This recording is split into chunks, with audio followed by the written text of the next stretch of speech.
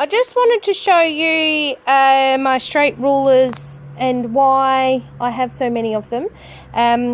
Two of them were from the last Ruler of the Month Club, but this is just a really good example of selecting the right straight ruler for the job.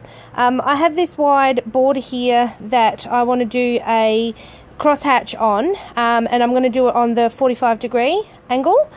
So when I have a look at my rulers that I do have here, I do actually have two other straight rulers, but I've just pulled these ones out to start with. This particular one, let's start with you, the ditch ruler.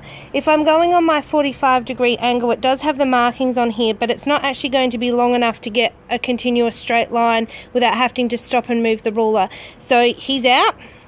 Next one I've got is my mini scallop ruler, which I do love this one. I do use this one a lot. Once again, I don't actually have the 45-degree markings on this one, which is not too bad if I could rule it on the quilt to start with, but I don't want to. I want to use the markings on the ruler. Also, this one is not quite long enough. I would have to move it just a smidgy to get across there. So that one's out. Next one I've got is my original handy quarter straight ruler, which does have the 45-degree markings on here, but it is halfway down the ruler, which means I would, if I'm using the markings, then I'm going to have to slide it up anyway.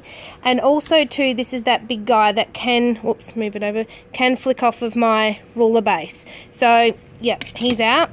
So it comes down to the skinny ruler. So this one was in the Ruler of the Month Club.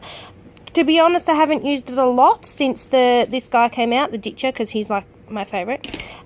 So this one is perfect for the job because I do have the 45-degree markings at the edges of the ruler, and also it's not going to flick off my ruler base, okay, because it is that little bit skinnier than the big one.